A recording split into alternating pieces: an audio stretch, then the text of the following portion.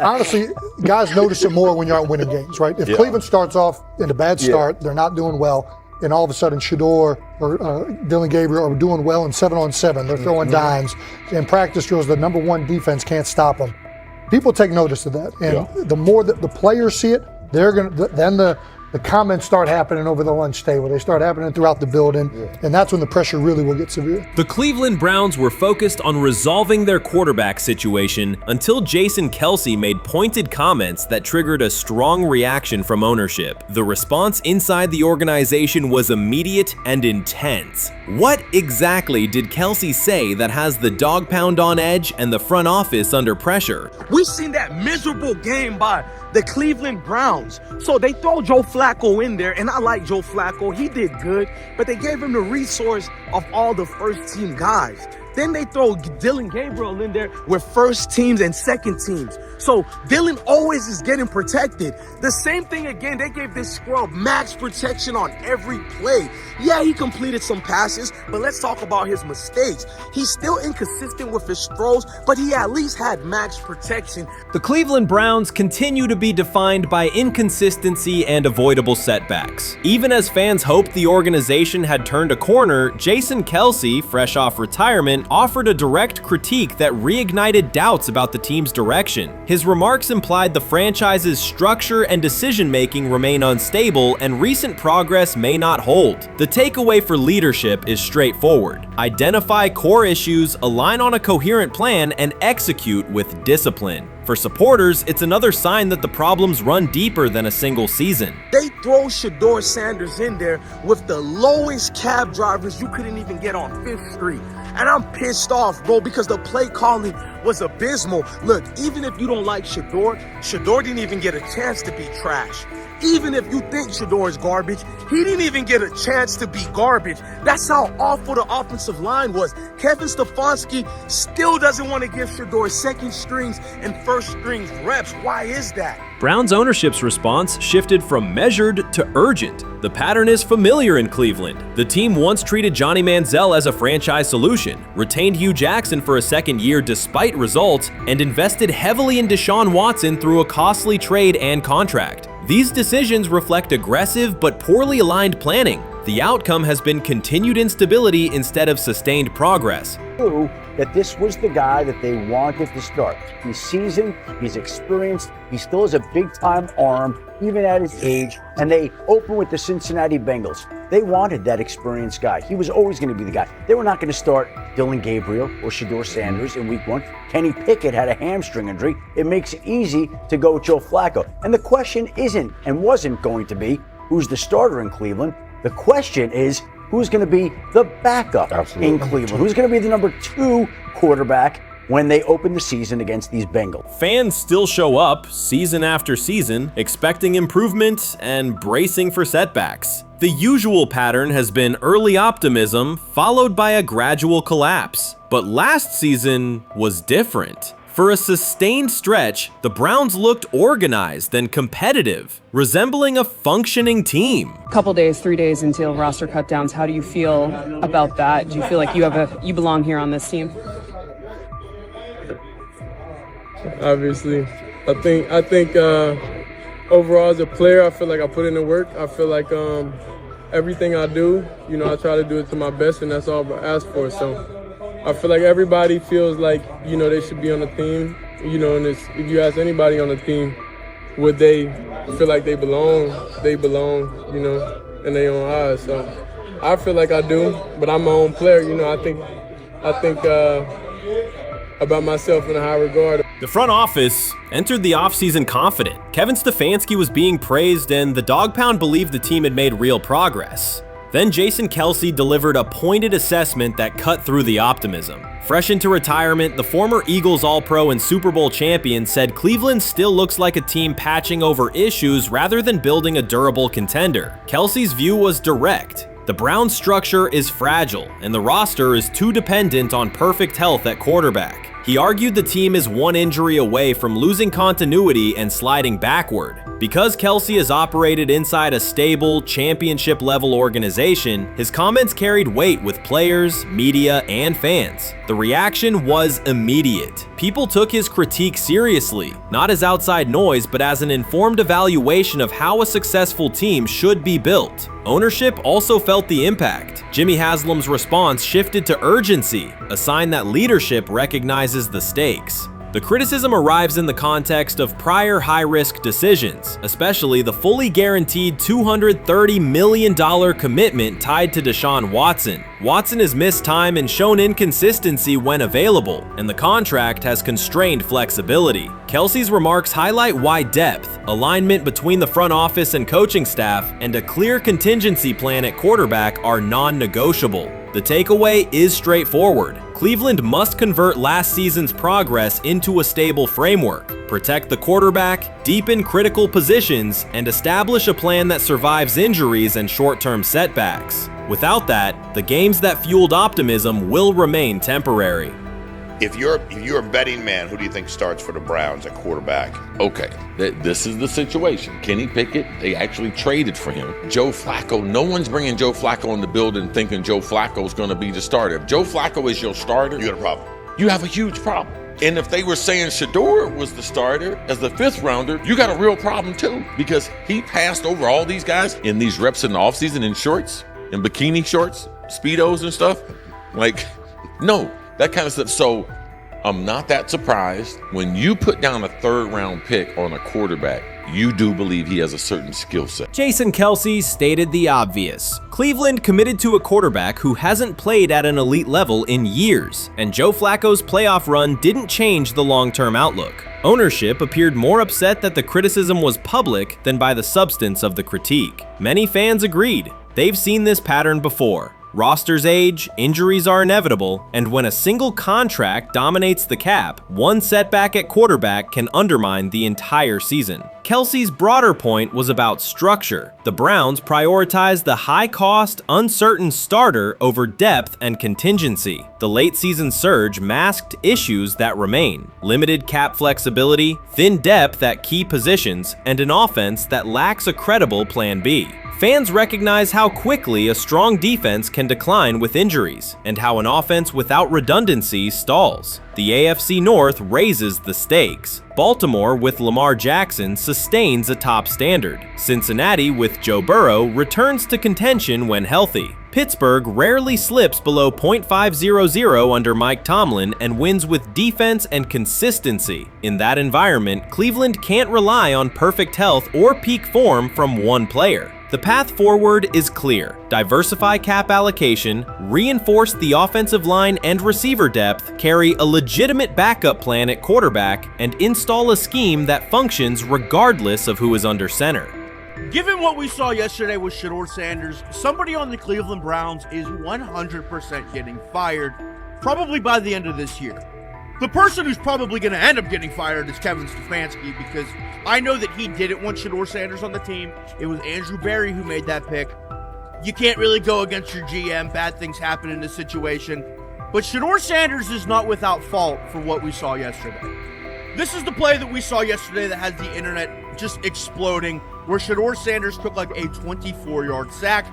Half of the internet is saying that this is all Kevin Stefanski's fault. Cleveland showed progress last season, but the underlying concerns remain. Jason Kelce highlighted them directly. The Browns' long-term plan is fragile, cap-constrained, and overly dependent on perfect health at quarterback. His comments focused attention on structural issues, roster depth, continuity in coaching, and a sustainable offensive approach, rather than a single hot streak. That criticism resonated because it reflected what many around the league already see. Ownership's reaction underscored the sensitivity. Jimmy Haslam has presided over frequent coaching and quarterback changes, and external scrutiny carries weight when it comes from a respected veteran with championship experience. Kelsey's remarks reinforce that last year's Joe Flacco stretch was a short-term solution, not a foundation. The team still needs a durable plan that can withstand injuries and inconsistency. The practical takeaway is clear: stabilize the system, diversify cap cap usage and build depth at key positions so the offense functions regardless of who is under center. That includes a coherent development pathway for younger talent such as Shedeur Sanders, with defined practice reps, protection, and scheme alignment. Kelsey didn't say anything outrageous. He articulated the gap between a brief surge and a credible long-term contender. I have the faith of a mustard seed.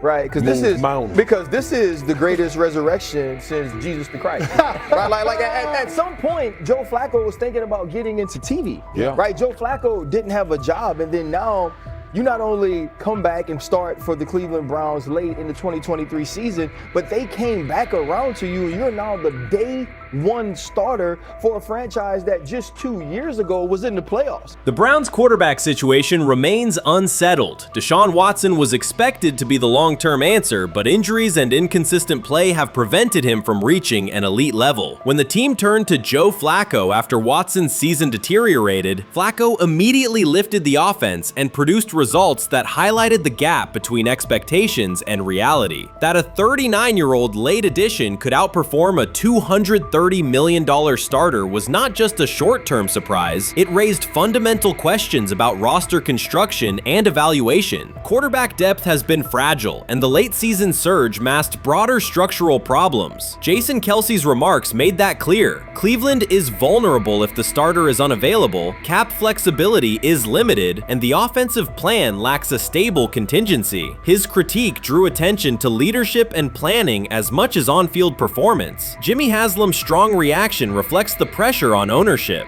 The organization has promoted a message of stability and progress, but Kelsey's assessment suggested those gains are not yet durable. The path forward requires a realistic approach to the cap, a credible backup plan at quarterback, and a system that holds up regardless of personnel. Shedeur is lighting it up in practice every day. You're not even a half bit curious to see what he could do with the ones. That makes no sense. And then on top of all of that, you got players going on podcasts and talking to people in the media saying this guy is really good. Like, this guy is legit. So even your peers respect you enough. How is it that the coaches can't see that? It always starts with the players, where the players like, hey, you see that? You seen that pass he threw? The Cleveland Browns were taken by surprise when quarterback Shedeur Sanders stepped in for first-team snaps, asserting control of the drill and instantly highlighting deficiencies across the rest of the room. His confident command forced coaches to pause practice clips, reevaluate progressions, and consider immediate adjustments to the depth chart. Within minutes, discussions spread throughout the facility and online forums as fans weighed what Sanders' showing means for the current starters. The organization now faces an urgent, data-driven decision on whether Sanders should move up permanently. Shedeur Sanders arrived at Browns practice, took several first-team reps, and the entire quarterback group immediately felt the pressure. Coaches erased the whiteboard and reviewed their plans. Staff members exchanged concerned comments, and observers began asking whether Sanders was positioned to assume a larger role. Tony, every year we see at least 1 to 2 teams.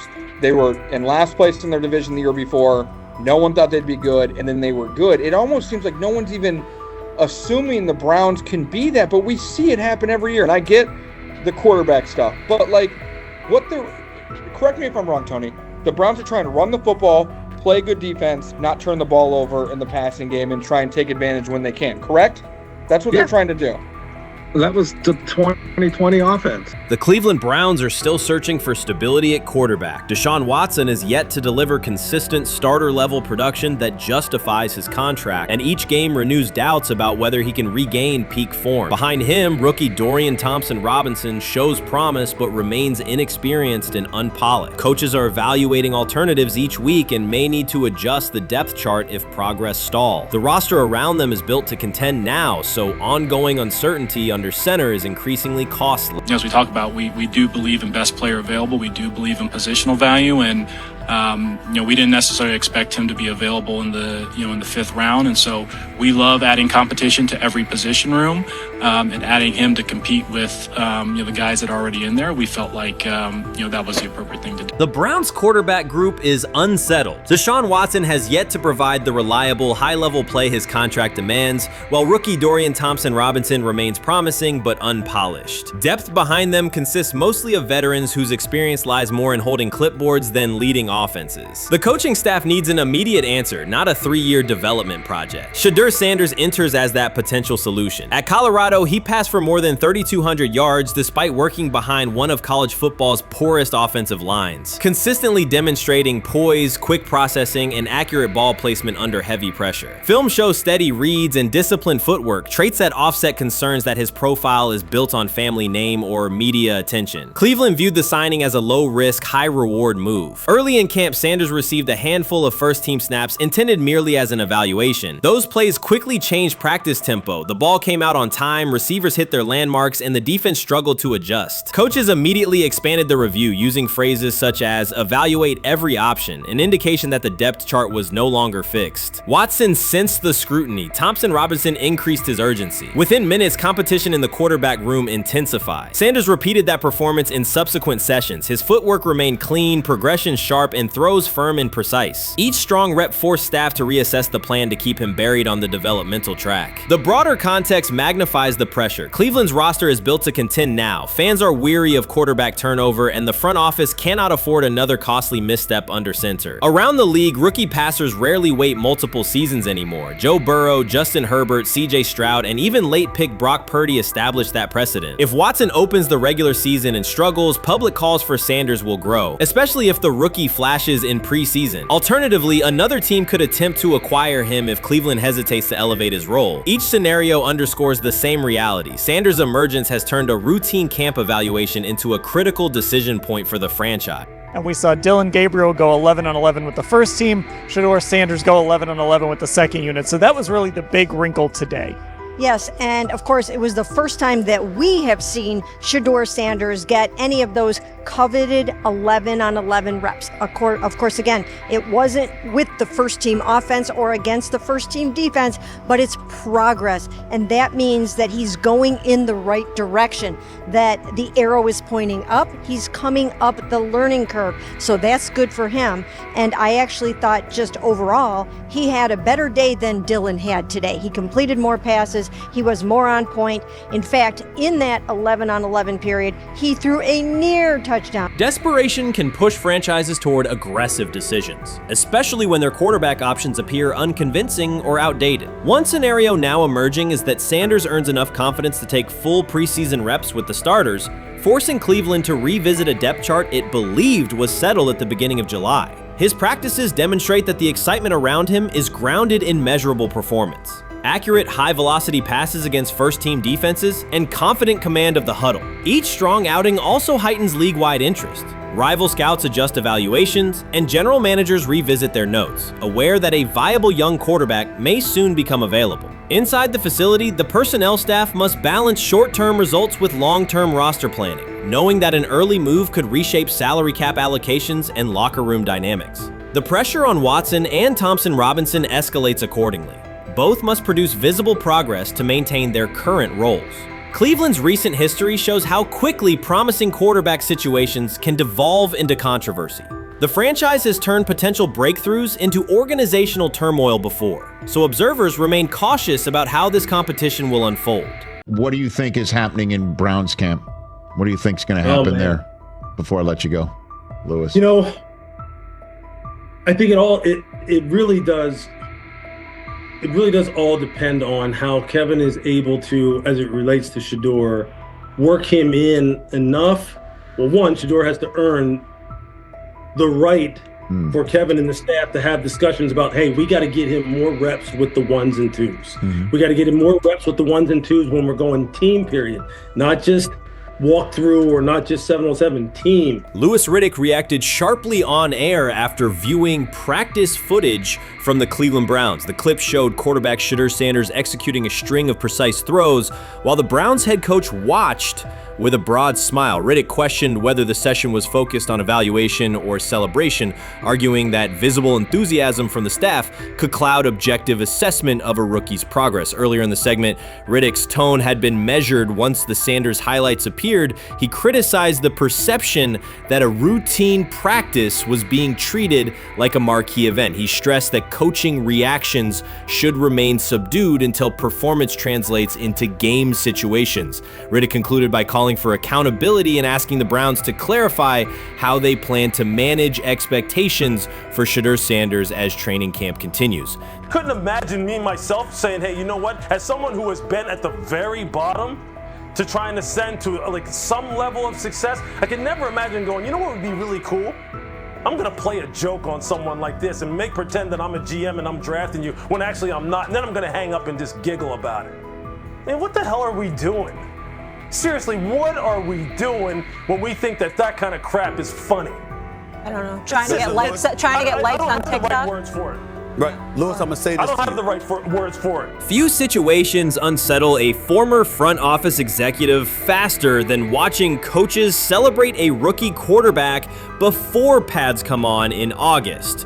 In Louis Riddick's view, the Browns staff did more than acknowledge promise. They acted as though they had already secured their franchise leader. Throughout the session, Shedeur Sanders delivered 40-yard throws off his back foot, ran crisp 2-minute drills, and displayed steadiness rare for a first-year player. According to reports, each successful rep drew audible admiration from the sideline, highlighting how quickly enthusiasm has escalated. When Riddick reviewed the same practice tape and heard the glowing comments, he challenged the reaction on live television. He argued that a few controlled drills should not override the methodical scouting and development work that normally guides roster decisions. Riddick's criticism focused less on Sanders' talent than on the evaluation process. He warned that comparing a prospect to established stars or joking about renaming the stadium creates pressure before the player has taken an NFL hit, faced a disguised coverage, or logged a preseason snap. Praising potential is acceptable, he said, but anointing a savior in July risks repeating the organization's history of premature quarterback expectations. Sanders brings confidence shaped by his father's legacy and his own disciplined preparation, yet Riddick insists that progress must be confirmed over time. He urged the Browns to temper public excitement, follow a structured development plan, and reserve celebratory reactions for on-field results that matter. Regular season production under live pressure, not highlight clips from a midsummer workout. He has to earn that. Kevin has to figure out a way to do that. So then you can reasonably assess what you have in him compared to Dillon Gabriel, compared to Kenny, compared to Joe Flacco. If you don't, then the conversation surrounding him is going to continue to be what it's been, which is, but for some people, he was overhyped all along. He's not that great of an athlete, doesn't have a big enough arm. There's a reason why he was a 5th-round pick, blah, blah, blah, which I don't believe.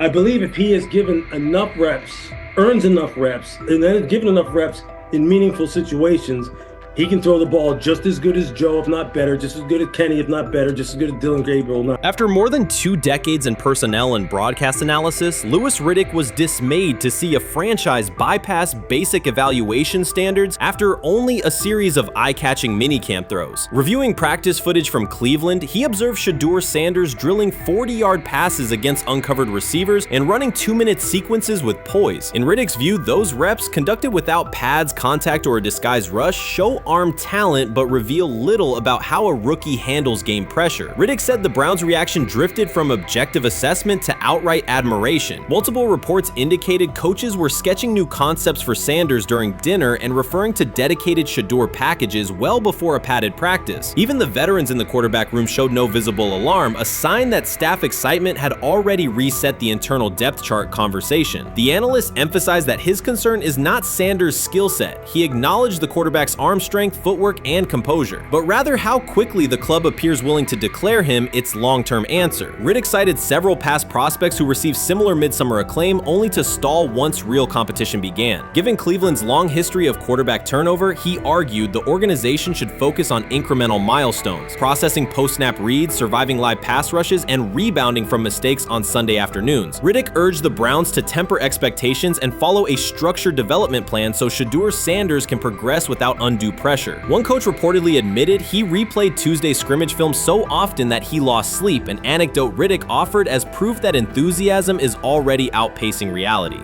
All asking now is what is going on with Shedeur Sanders. And so the floor is yours. Maybe you can make sense of this free fall with what was at one point the top-rated quarterback in this draft class.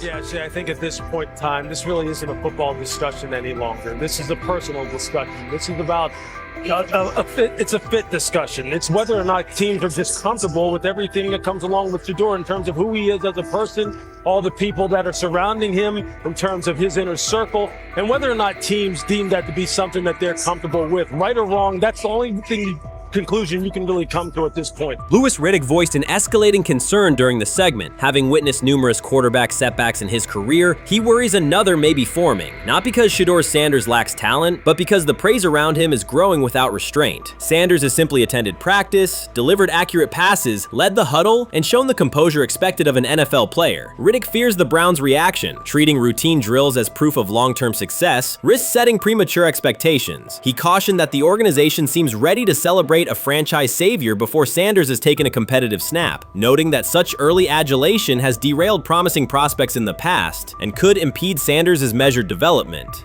The 2025 NFL Draft was expected to be Shedeur Sanders' moment. Many projected him as a top 10 talent and a headline quarterback in one of the most discussed college football storylines in years. Instead of walking across the stage on the first night, he waited through 3 days without a call. There was no celebration, only silence. When the phone finally rang at pick no. 144 in the 5th round, it was the Cleveland Browns. With that selection, the financial outlook changed dramatically. The Sanders family believes this was not a typical draft slide, but the result of coordinated action. They are pursuing a $100 million lawsuit alleging collusion across parts of the league. In the months before the draft, Sanders was consistently discussed among the top quarterbacks in the class. Television and digital analysts praised his poise, accuracy, leadership, and command. Scouts highlighted a 74.1% completion rate, record-setting stretches at Colorado, and his rise from an HBCU star to a national figure. Consensus expectations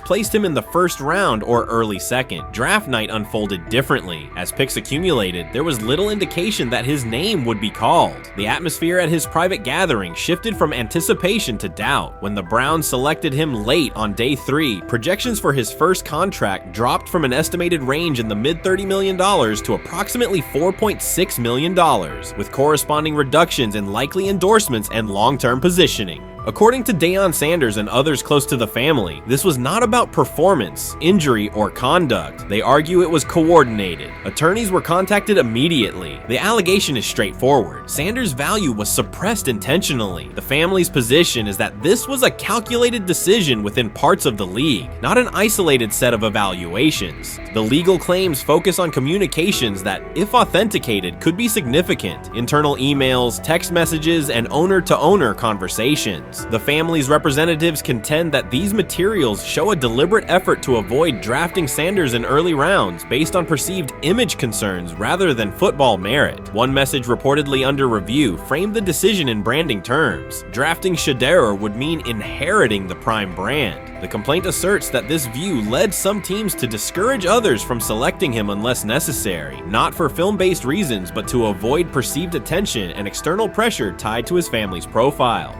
A related thread involves speculation about team fit and willingness to play for certain franchises. Past public comments by Deion Sanders were interpreted by some as signals of an Eli Manning scenario. The family's view is that these were strategic statements, not ultimatums. They argue that rather than engage in discussion, teams chose a passive approach, no direct rebuttal, reduced contact, and a collective reluctance to invest a premium pick. If phone records and written communications corroborate coordination, these items could become central exhibits. Media tone shifted as the draft neared. Coverage that had emphasized production and leadership began highlighting intangibles, interviews, and perceived coachability. Anonymous sourcing appeared in multiple outlets, with claims that Sanders skipped combine drills out of arrogance, bristled at film critique, or told one club, "Maybe I'm not the guy for you," after a tense session. A widely cited line, "Nobody wants a celebrity backup quarterback," was voiced by Colin Cowherd and circulated as shorthand for risk. risk. The Sanders legal position is that these narratives did not arise organically, but reflected a coordinated leak pattern that undermined his market value. The family's contention is that this was primarily about control and compliance rather than football ability. They point out that Sanders did not fail a drug test, was not suspended, and did not produce poor athletic testing. His college resume included elite stretches and significant program elevation at 2 stops. The legal claim asserts that the league's power structure resisted a high-profile player aligned with a high-profile parent coach and an independent media presence. The allegation is that teams sought to avoid the perceived complexity that would come with selecting him early. The financial impact is a core component of the damages claim. Had Sanders been selected late first or early second round, projected 4-year compensation would likely have fallen between $30 to $35 million, with immediate access to higher tier endorsement opportunities and the brand leverage that accompanies a franchise quarterback designation. As a 5th-round pick, the initial contract value is a fraction of that total, and associated off-field opportunities are typically narrower. The suit reportedly seeks not only lost salary, but also the broader economic value linked to draft position, sponsorships, licensing, and the visibility that accelerates an early career trajectory. The filing's scope, as described by sources close to the family, extends beyond the league office. It may involve media outlets, scouting firms, and specific executives if discovery shows coordination or materially false statements that affected value. The argument is that the draft slide harmed not only Shedeur, but also the broader Sanders brand, affecting perceptions of Deion Sanders as a recruiter, coach, and public figure. The family's view is that narrative construction around brand risk and celebrity backup produced a measurable economic and reputational loss. If a court authorizes discovery, the process would likely compel emails, internal draft notes, and message archives from teams and third-party intermediaries. Subpoenas could be served on media organizations for sourcing records related to anonymous quotes. That level of transparency would be unusual and could reveal how information flows during pre-draft periods. The legal theory moves beyond a single player's evaluation to the draft's integrity, whether owners or executives acted in concert to reduce a prospect's value for reasons unrelated to football performance. The league has not publicly addressed these specific allegations. Background comments from executives characterize the claims as overreach. The family's camp maintains they have documentation sufficient to proceed. The comparison points referenced by observers include Deflategate, Spygate, and the Colin Kaepernick grievance, not because the facts are the same, but because of the potential scope, policies, practices, and the balance of power between the league and individuals challenging its processes. Another dimension of the dispute involves how the NFL perceives Deion Sanders, Coach Prime, and the autonomy he promotes. He built a large media footprint around his programs at Jackson State and Colorado, elevated his players' profiles, and spoke openly about fit and leverage. The family contends that this visibility, combined with statements about preferred destinations, triggered resistance. The complaint frames the response as a preference for compliance and predictability over independent branding and public negotiation. The suit also addresses the pre-draft decisions that critics point to: skipping the Senior Bowl, declining full workouts at the NFL Scouting Combine, and candid interviews about team fits. The family characterizes these as strategic choices commonly made by top prospects, not evidence of entitlement. Their view is that similar decisions by other players did not produce the same narrative because those players fit more comfortably within league expectations. The risk calculus is clear. Bringing a suit of this magnitude invites professional consequences. The family acknowledges that some within the league may react negatively. Their position is that the principle at stake, transparent and fair valuation, warrants the risk. The message they intend to send is that manufactured narratives and coordinated devaluation should face scrutiny, particularly when they affect earnings, opportunity, and reputation. If the case advances, several outcomes are possible. The court could find insufficient evidence of coordination, limiting the scope to individual judgments protected as opinion. It could also find enough to proceed to broader discovery, which would have implications beyond one player, including potential changes to how teams document evaluations and how media handle anonymous sourcing close to the draft. Agents might push for reforms, including clearer guardrails around leaks and standardized prospect communication records. For now, Sanders is working within the Browns structure. He has avoided public escalation beyond confirming focus on preparation and development. The lawsuit is a separate track managed by counsel. This dual approach, professional routine on the field and legal action off it, reflects the family's strategy. They intend to contest the process they believe harmed him while meeting club expectations day to day. The core allegations remain consistent across their statements. A talented quarterback saw his draft value suppressed by coordinated behavior tied to branding concerns and public positioning rather than football merit. Media narratives amplified that shift, and the result was a substantial, quantifiable loss. The remedy sought includes compensation and a measure of accountability that could deter similar conduct. Whether the claims are ultimately proven will depend on documentation and testimony. If emails, texts, and call logs substantiate coordination, the impact could be significant, prompting policy review around pre-draft communications and media engagement. If not, the case may narrow to disputes over opinion, perception, and the gray areas of scouting. Either way, the filing signals a willingness to confront entrenched practices and to test in court how far the process extends beyond film and interviews. This situation has moved from speculation to litigation. It addresses control, image, and power in a system that influences careers and compensation. It also underscores how public narratives can shape market outcomes. Sanders' path now has two tracks: earning opportunities on the field in Cleveland and seeking redress off the field for what the family views as an avoidable and orchestrated loss. The questions at stake are larger than one draft slot. They touch on how the league values independence, how information is weaponized, and what recourse exists when a player believes the evaluation moved from football to optics. The answers will emerge through practice reps and potentially through discovery and a courtroom record. You made an interesting point. So I tend to have the drip, drip, drip. This was my Johnny Manziel theory, is that everybody makes mistakes, especially when you're young. But if I see 2, 3, 4, 5, then you've got a plumbing issue. It's not just you didn't close the faucet. So there's about 6 pieces of video in college where Shedeur was a little bit of a brat, whatever. Then there's the legendary cringy draft room. Didn't love that as a B prospect. Then there's back-to-back speeding tickets, both over 90, and a missed arraignment. The NFL is navigating unexpected headlines after a former Browns coach publicly defended Shedeur Sanders in response to reports of multiple speeding tickets. The coach's statement has sparked extensive online debate. Supporters welcome the show of loyalty, while critics question the motive. Sanders now finds himself at the center of an unforeseen controversy, and observers want to know why a Cleveland coach is standing so firmly in his corner. The story is developing rapidly and continues to draw intense attention. When it came out that he got a speeding ticket, I said it's not really that big a deal. I feel very differently about it now. Over 40 miles an hour over the speed limit, less than 2 weeks after you just got a ticket.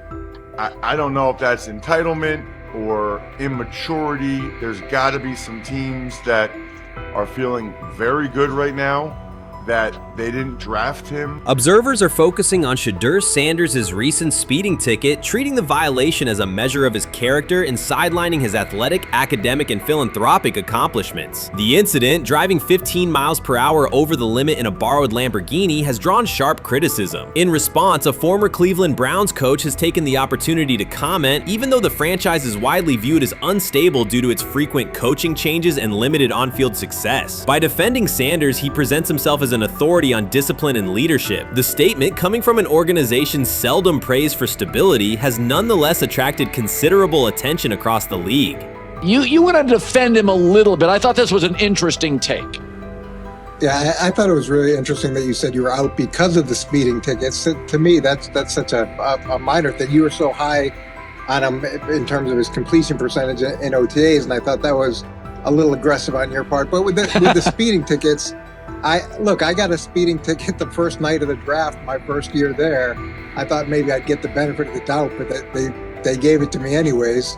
As soon as the former Browns coach defended Shedeur Sanders, social media erupted with commentary, resembling the volume of draft night coverage. Posts and opinions appeared within minutes, and criticism escalated rapidly. Detractors amplified Sanders' minor speeding violation, while supporters argued that such reactions were disproportionate to a single traffic citation. Shedeur Sanders received 2 speeding citations, and the minor traffic issue quickly drew national attention. Before considering the former Browns coach's response, it is useful to clarify the facts. Sanders, son of Pro Football Hall of Famer Deion Sanders and a current college quarterback, was twice ticketed for exceeding the limit while driving a high-performance vehicle. Commentary on social media escalated rapidly, with critics framing the incident as a significant character concern, even as the league has historically tolerated far more serious legal transgressions. Stepping into the debate, a former Cleveland Browns coach, best known for a tenure filled with losses and contested decisions, issued a strong public defense. He argued that 2 speeding tickets should not define Sanders' reputation or overshadow his on-field talent and community work, urging a balanced assessment of the player's actions. I don't love it from a 5th-round draft pick. I don't love that it happened multiple times.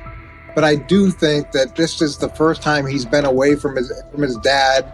And, you know, there's going to be some growing pains. Now, would I sell my stock on it like you are? Not because of a couple speeding tickets, especially in light of the problems that Brown's quarterback room has had to deal with legally in the last few years. I mean, this is nothing. The debate quickly shifted from 2 speeding citations to broader claims about integrity, growth, and leadership. The former Browns coach framed the infractions as moments for personal development and urged observers to view them in context. Critics responded forcefully. Some called for disciplinary action, others questioned Deion Sanders' parenting, and a few sought to discredit the coach himself, despite his professional record already being widely analyzed across the league. The reaction underscores an apparent inconsistency in public standards. Fans often overlook on-field confrontations, heated sideline arguments, and other significant controversies, yet they treated Sanders' routine traffic offenses, speeding without evidence of reckless endangerment, as indicators of serious character flaws. If such minor violations were adopted as the primary measure of morality in professional football, many players would face similar criticism.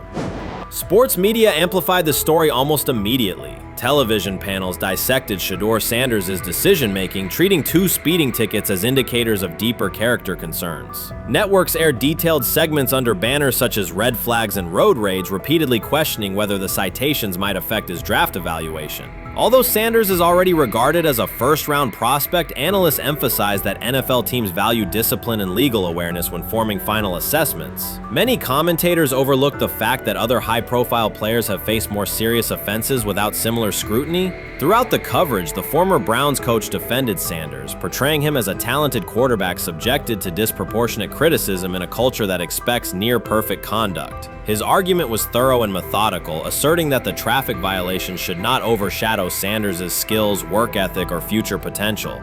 Commentators point out that the coach's intervention was not entirely selfless. He recognized the publicity potential. One day he was an overlooked figure from a struggling Browns era, the next he was a trending name across sports media. The discussion quickly expanded beyond Sanders' speeding citations to questions of image management and narrative control. Critics demanded disciplinary measures, public apologies, team sanctions, and formal statements, yet their objections seemed directed less at the traffic infractions themselves and more at Sanders' high profile, confidence, and resistance to traditional expectations. In practical terms, Sanders' brand remains intact. The coach secures renewed relevance, and the episode supplies another headline in the ongoing story of modern football. The next time Sanders is seen in a high-performance car, the debate will likely reignite, focused not on speed limits, but on the broader culture of the league. Meanwhile, new voices continue to join the conversation. Broadcaster Colin Cowherd has already weighed in, offering his own reassessment of the incident and its broader implications. Breaking news, Shedeur Sanders last night was pulled over going 100 miles per hour. All right, he clocked 101, 41 miles an hour over the speed limit in Cleveland. He will have the opportunity to fight the ticket in court. Now, I'm not exactly sure where he was pulled over, whether or not that it was in Ohio or whether or not that it was in his home state. But typically when you're going 40 over, that's flirting with the line of reckless driving.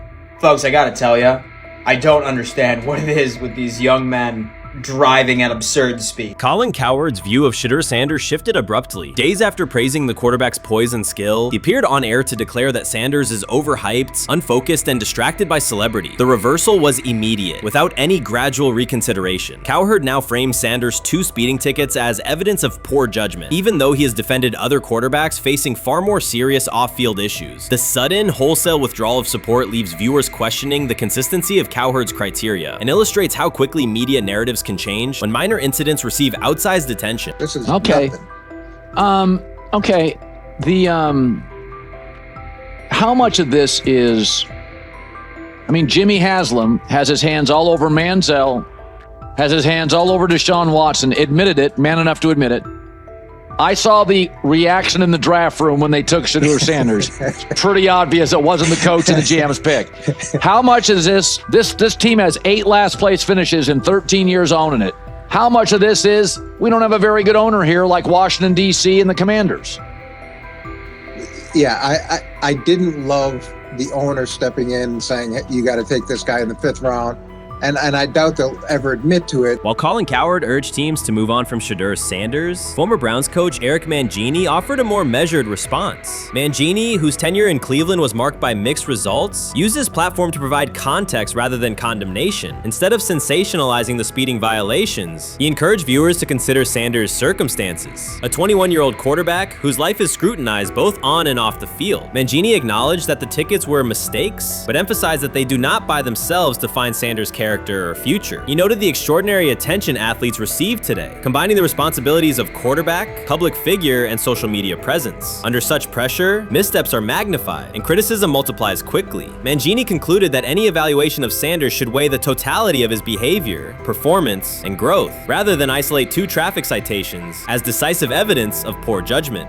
Sometime last week, and then, and I just tweeted that out again this morning, and then today, the Joe Flacco one got posted. So running through this, and then of course we'll still have Dylan will be next, and then Shedeur will come last. As training camp nears, Mary Kay Cabot is providing straightforward analysis of the Cleveland Browns quarterback competition. The starter has not been named, but she has moved away from her earlier skepticism of Shedeur Sanders and now acknowledges his talent and potential. Cabot explained that if Joe Flacco is chosen to start week 1, it will mean he is the most prepared to play immediately. This approach would also give younger quarterbacks such as Kenny Pickett time to adjust, refine their skills, and maximize their potential while Flacco handles the early workload. She added that a Flacco start would not prevent Sanders from earning the position later in the season. The depth chart remains flexible, and Sanders' continued development could put him in line for an opportunity as circumstances evolve. Cabot also noted that Pickett could win the job for week 1, but he must demonstrate he can integrate smoothly with the offense and perform reliably under pressure. The Browns want a leader who can control the huddle, execute plays efficiently, and maintain composure. Pickett's performances in upcoming practices and preseason games will be critical in determining whether he secures the starting role or Sanders ultimately takes the reins as the season progresses. Things like that. It doesn't mean that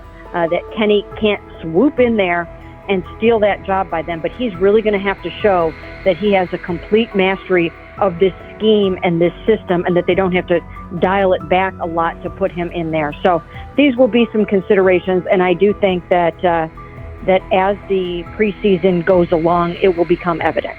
Mary Kay Cabot recently stated that Shedeur Sanders is ready, and the Cleveland Browns are monitoring him closely. After a strong showing during organized team activities and minicamp, Sanders has made notable strides in his development. With continued progress, he is expected to return to the field prepared to contribute meaningfully. The Browns coaching staff is tracking his growth, and anticipation about his long-term role is increasing. Cabot added that if Sanders maintains this trajectory and continues to demonstrate poise within the team, he will have a legitimate chance to earn the starting quarterback job. Each practice rep strengthens his case, reinforcing the possibility that his development could benefit both the player and the organization. As Sanders impresses, discussion about his future in Cleveland becomes more compelling. Cabot also emphasized Sanders' advanced understanding of the offense. She noted that his football IQ appears in every drill and that he seems ready to execute the Browns system at full speed. His ability to process defenses quickly and make decisive reads distinguishes him from his peers. With the appropriate opportunity, Cabot believes Sanders could become a genuine difference maker for the Browns. One area Cabot highlighted is Sanders' command of pre-snap adjustments. His capacity to diagnose defensive fronts and communicate changes gives him an edge and reflects high football intelligence. If he translates those reads into consistent connections with his playmakers, he could elevate the Browns' offense significantly. By comparison, Cabot said quarterback Dylan Gabriel is still refining his grasp of complex terminology and play calling. While Gabriel possesses upside, Sanders' comfort with intricate concepts and his ability to manage tight pockets under pressure give him a clear advantage at this stage. stage. Gabriel must sharpen those elements to compete at Sanders' level. Cabot previously reported that Sanders had already earned first-team practice snaps ahead of Gabriel. Her latest update confirms that Sanders is now approved as the Browns' starting quarterback, solidifying the organization's commitment to him as QB1. Expectations are high, and his response to the challenge will be closely watched throughout training camp and preseason. Cabot further noted that head coach Kevin Stefanski authorized Sanders to take expanded first-team reps beginning next month. This milestone underscores Sanders' readiness and the coaching staff's confidence in his progress. As the regular season approaches, Sanders aims to cement his status as the starter, and the competition for that position is intensifying. Though Sanders leads the race, Kenny Pickett remains in contention. Cabot stressed that Pickett must prove he can integrate seamlessly with the offense and perform consistently under pressure. His performance over the next several weeks will determine whether he can challenge Sanders for the starting role. With both quarterbacks vying for the top spot, the Browns' Week 1 starter will be one of the most scrutinized decisions of the upcoming season. For now, Cabot's reporting underscores Sanders' rapid ascent, strong football intellect, and growing command of the offense, qualities that position him well to lead Cleveland's offense when the opportunity arrives. They say training camp decides depth charts, but Shedeur Sanders began fighting for his job long before he will step inside the Browns facility. While most first-year players squeezed in one last vacation, he slipped onto a private field in Texas, strapped on Cleveland's helmet and shoulder pads, pulled a fresh number 2 jersey over his chest, and started rifling timing routes as if it were the opening drive of Week 1. No cameras, no hype track, no product placement, just sweat, cadence, and ball placement. A rookie does not rehearse in full game gear unless he already envisions himself commanding the huddle. Plenty of observers shrug that clip off. They insist the 5th rounder, quote, isn't ready, cling to depth chart conventions, or whisper that the name across his shoulders did most of the talking on draft day. Maybe it is the Deion connection, maybe it is a preference for prospects who blend quietly into the background, or maybe the league's gatekeepers fear the possibility that the kid is better than the quarterbacks they have spent months promoting. Whatever the motive, the countdown has started, and video rarely lies. Shedeur Sanders is not preparing to arrive. He is preparing to lead.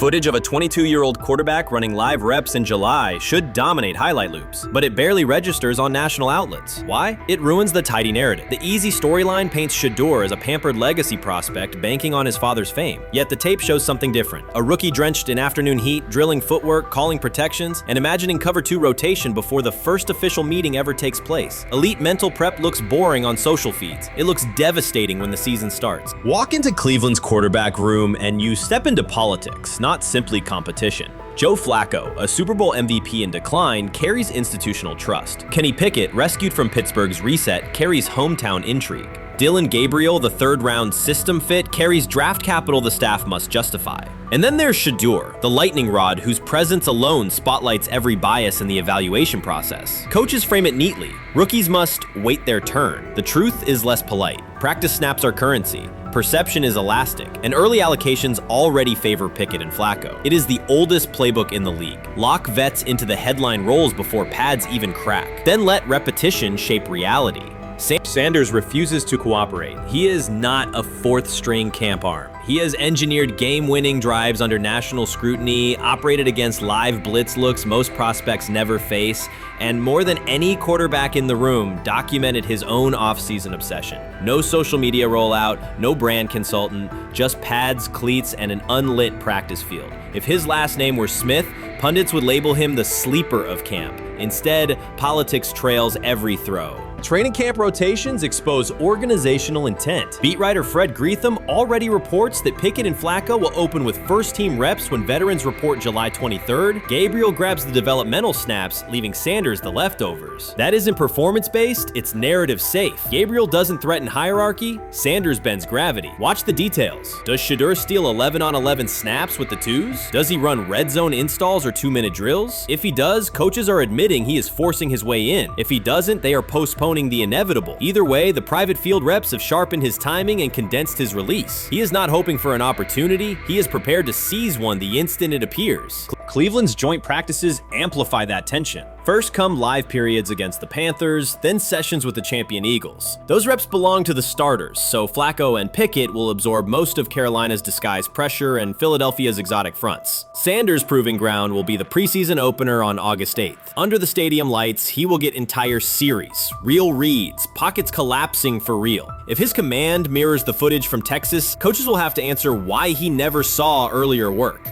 Reps are scarce. 10 padded practices separate veteran arrival from from Game 1. Even an even split, something that never happens, would hardly suffice. Instead, the staff will funnel snaps toward the comfortable choices. That strategy can bury a rookie, but it can also spark an eruption when limited opportunities turn into highlight drives. One flawless touchdown march in the second half of a preseason game, and the dog pound will chant his name. Then the staff's narrative control evaporates. Criticism of Sanders has never matched the scrutiny applied to his peers. Analysts nitpick a ball pat, a foot angle, a pump fake, Pickett's inconsistency, Flacco's diminishing velocity, Gabriel's college system crutches. Discuss politely, if at all. With Shedeur, the critiques arrive as coded doubts. Does he rely on the family brand? Is he coachable? Can he stay humble? That double standard is as old as the league's resistance to outspoken black quarterbacks. Add Deion's unapologetic persona, and each Sanders rep becomes a referendum on establishment comfort levels. Shedeur answers not with rebuttals, but with work. Work captured in silent footage more deafening than any debate show monologue. Quarterback drama masks broader roster cracks. The Browns receiver group is crowded yet unproven. The safety room failed to create turnovers a year ago. Interior defensive linemen are still rehabbing, and the offensive line must retool on the fly. Which quarterback can navigate that turbulence? Flacco's pocket mobility is limited. Pickett's confidence remains fragile. Gabriel is months away from processing NFL disguises. Sanders, forged by perpetual doubt, offers poise under chaos and meticulous preparation, a combination this franchise has lacked since, well, almost forever. Forget politics, depth chart etiquette, and recycled sound bites about developmental timelines. The only metric that counts now is who did the work. Sanders pounding through full gear scripts in late June is not vanity, it's vision. While the league sleeps, he refines his drop steps. While media speculate, he rehearses third down checks. He has already decided what he is. The organization must decide if it can recognize it in time. The preseason will provide the answer. Live bullets, real blitzes, stadium noise. When those throws leave his hand under pressure, no one will discuss ball pats or surnames. They will ask how a quarterback this prepared slipped to round 5. And if the performance matches the preparation, excuses about lack of reps will dissolve. It will be production against perception, and Shedeur Sanders has been producing where no one could see. Ready is the wrong word. He has been ready. Shedeur Sanders did not treat day 4 of Browns training camp as anything other than work. He completed 8 of 11 passes with 3 touchdowns, operating with control and accuracy throughout the red zone periods. The throws were varied, a well-placed ball to rookie Luke Floria that led him across the goal line in stride, a firm throw to Cade McDonald over middle after a quick read, and a tight window completion to Diontae Johnson at the back of the end zone with 2 defenders closing. The sequence showed timing, poise, and placement under pressure. While national attention centered on Joe Flacco's underneath completions and Kenny Pickett's option and rollout periods, Sanders produced scoring plays on schedule. The performance was not the product of broken coverages or end-of-period reps. It came within structured work, with defenders in position and the offense executing standard progressions. The accuracy rate, 8 completions on 11 attempts, reflected consistent mechanics and decisions. The operation was steady from huddle to snap to finish. Despite that session, the distribution of first-team snaps did not change. Camp logs indicated that Pickett and Dillon Gabriel continued rotating with the starters, while Sanders remained primarily with the second unit. With the first preseason game approaching, that choice drew more attention from observers, who expected productive days to be followed by expanded opportunities. The question surfaced again: what additional evidence is required to evaluate Sanders with the top group?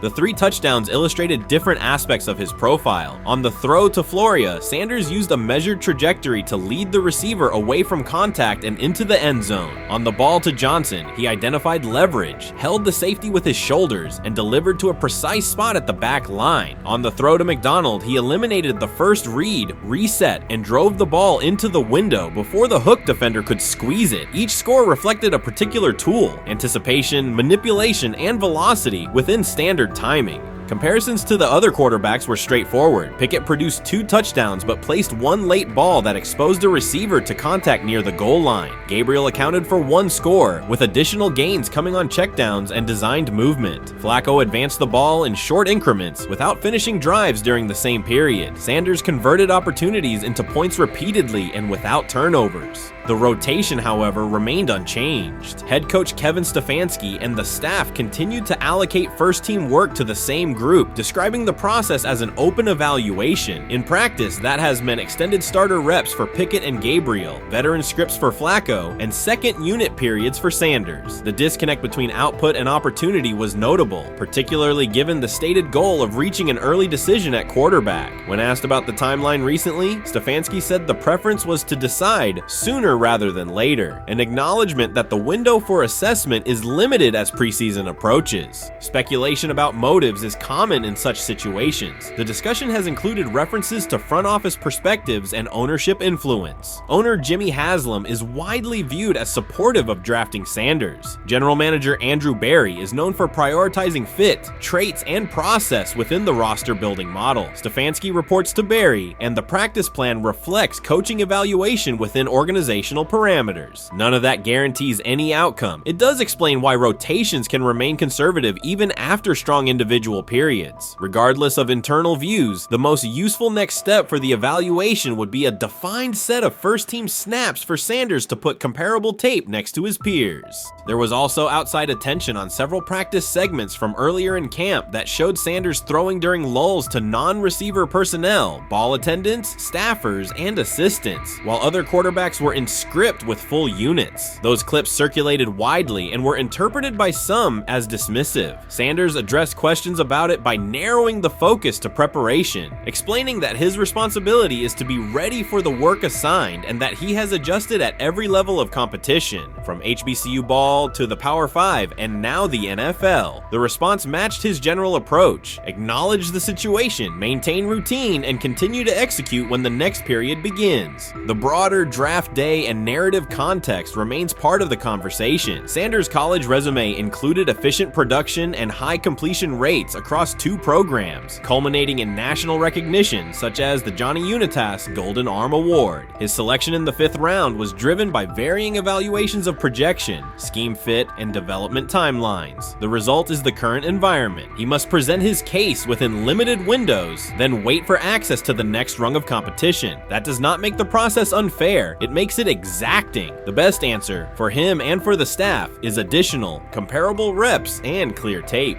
Fan reaction after day 4 was direct. Social accounts and comment threads filled with assessments that centered on performance rather than reputation. Sanders produced 3 touchdowns, avoided negative plays, and showed command in the red zone. Supporters pointed to that tape and asked for opportunities with the starters to verify whether the same rhythm carries over with the top receivers and linemen. The message was not about headlines. It was about the logic of evaluation in a compressed calendar. From an operational standpoint, Sanders' day reflected consistent fundamentals. His base was disciplined, his eyes matched his feet, and his timing aligned with route depths. On the Johnson score, he used a subtle shoulder turn to hold the safety before resetting and throwing to the back line. On the McDonald throw, the ball was out on the second hitch, arriving before the defenders could converge. On the Floria play, the arc and placement minimized the hit risk and maximized the run-through. Those are portable traits. They translate across units if the timing with receivers is established through reps. The staff's balancing act is real. They must prepare the presumed week 1 starter with sufficient continuity while also giving developmental players enough exposure to judge ceiling and floor. That tension is present in every camp. The cleanest path through it is to carve out defined first-team sequences for each competitor and evaluate the tape against comparable defenses and situations: high red zone, low red zone, 3rd and medium, and 2-minute. Sanders' performance on day 4 strengthened the case for such an allocation. Context matters off the field as well. Earlier in the offseason, 2 speeding citations, 91 miles per hour in Brunswick and 101 miles per hour in Strongsville, prompted public comment from Berry, who emphasized standards and safety. Sanders accepted responsibility, stated that he learned from the incidents and moved on. In camp, he has kept the focus on football tasks, install retention, cadence management, protection IDs, and post-practice review. He has also continued to build rapport across position groups, including veteran receivers and defensive backs, so that timing and expectations are clear when reps arrive.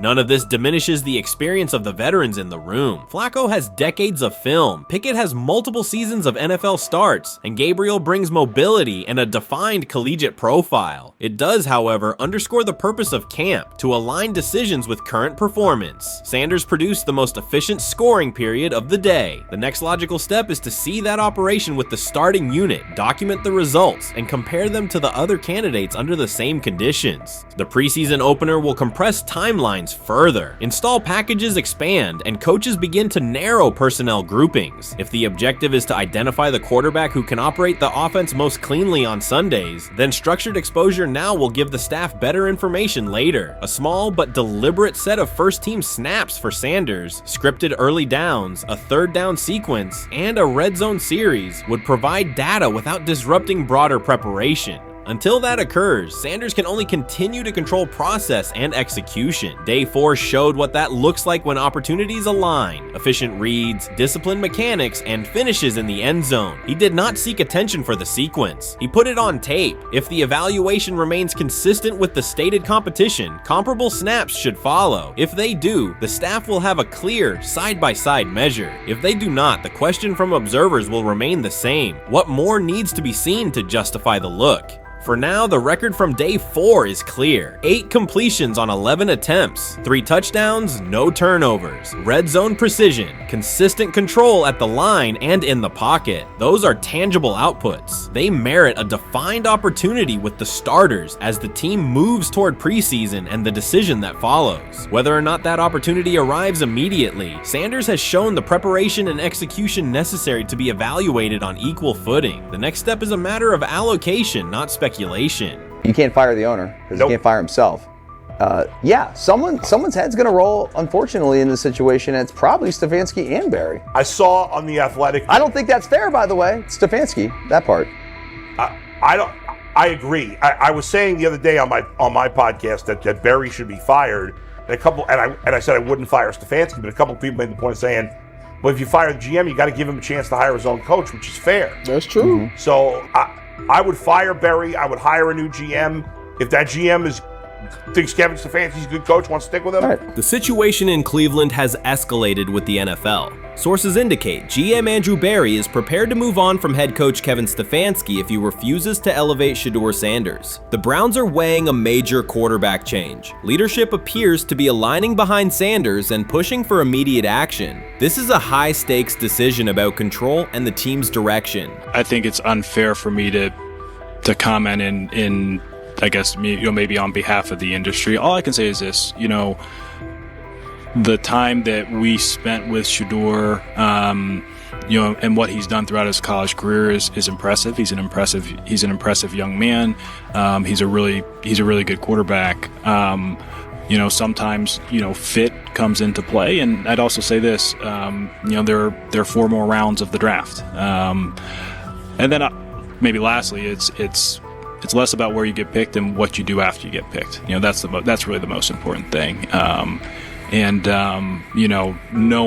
to know him over the course of the spring, he has a ton of resolve. Andrew Barry appears to be at a breaking point. Pressure from fans and within the organization to play Shedeur Sanders is intensifying. Barry is pushing for a move towards Sanders, while head coach Kevin Stefanski remains cautious about altering the depth chart. The divide is clear. One side wants acceleration, the other a measured rollout. The organization is under heavy scrutiny, and the focus has shifted to when, not if, Sanders sees the field. Has the 4th highest odds of any head coach this season to be fired. He's clearly on the hot seat. It's been a discussion for really a couple years now, dating back to last season's 3-win season. And he's always had kind of hot and cold seasons. And now the sports books are saying he's 4th on the list. Number 1 is Mike McDaniel of the Miami Dolphins, Brian Daboll of the Giants at 2, Shane Steichen at 3, and there is Kevin Stefanski plus 650 to be fired. This has moved beyond tension to outright stubbornness. Rather than elevating Shedeur Sanders, the staff has chosen Dillon Gabriel. The current depth chart looks less like a forward plan and more like resistance to change. Fans have been clear about who they expect to see, yet the organization keeps delaying. every week without a real evaluation of Sanders slows development and blurs accountability. Cleveland is choosing a conservative approach when a decisive decision is needed, sending a message of uncertainty to both the locker room and the city. Now being the third string quarterback for the Cleveland Browns, was that so much was made out of unbelievable. He actually made the team as the third string quarterback. Like that was a big deal. Like that was somewhat of a surprise to a lot of people. He should have been the first pick in the draft. Kevin Stefanski appears to be doubling down to validate his approach. Despite sustained demand from Browns fans to see Shedeur Sanders reflected in chants, merchandise, and constant discussion, he continues to keep Dillon Gabriel in front on the depth chart. The decision functions as an assertion of control rather than a response to momentum. Even with clear signals from the fan base, Stefanski is staying with Gabriel and delaying a full evaluation of Sanders. It is a deliberate choice to maintain his plan and pacing, not to accelerate change. Cleveland is prioritizing continuity over recalibration, keeping any transition to Sanders on hold. But yeah, I mean, the Browns are in a tough spot. They have wasted. You traded a ton of high draft capital to get Deshaun Watson. You've gotten nothing out of Deshaun Watson and missed an opportunity. Like, who knows who they would have drafted? Now, maybe they would have screwed up those picks and the Browns would still be in bad shape.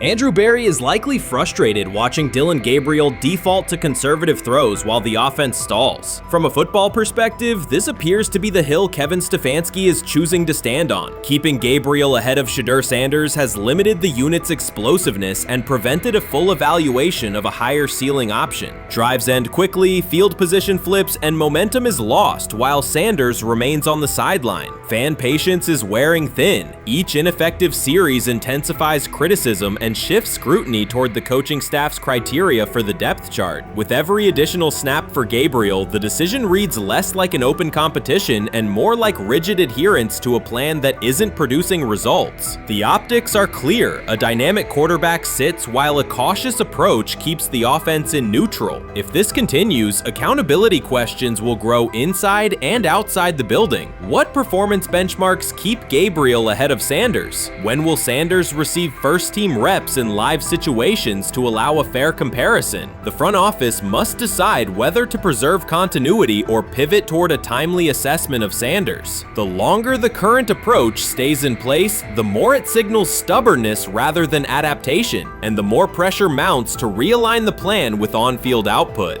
I honestly see it happening if the Browns lose a bunch of games. Like if they get 5 wins or less, I see the report coming out now that Stefanski will be fired. I don't want it to happen. I want the Browns to be good, win a bunch of games. I think that they're going to be a team that is slept on and can at least get 7 wins, which is why if they don't, I see Stefanski getting all the blame for that, and there'll be a new coach in Cleveland.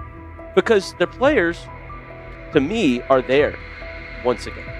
We've talked about the incredible rookie class. The approach in Cleveland lacks consistency. One week, Andrew Berry signals he wants Shedeur Sanders on the field. The next, Dillon Gabriel gets the reps and the plan stays conservative. Through it all, Kevin Stefanski shows limited urgency despite pressure on his job security. Fans are asking for an offense that can push the ball, change field position, and produce points. Instead, the unit leans on short throws and cautious sequencing. Gabriel's play keeps the ceiling low and momentum static, while a full evaluation of Sanders is postponed. The result is growing frustration and a clear disconnect between the front office, coaching staff, and expectations in the stadium.